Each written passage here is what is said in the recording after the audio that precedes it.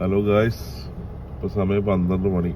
ഞാനും ഉമ്മയും കൂടിയിട്ട് ഇങ്ങനെ പുറത്തിറങ്ങാം കേട്ടോ. ഞാൻ പറഞ്ഞ് വൈകുന്നേരം ഇറങ്ങിയാൽ മതി. ഞാൻ ചൂട് എന്താ ചൂട്? എത്ര ചൂടുണ്ടമ്മ? ഇങ്ങനത്തെ ചൂട് ഞാൻ കണ്ടിട്ട് വരാനോ AC കൂട്ടിയിട്.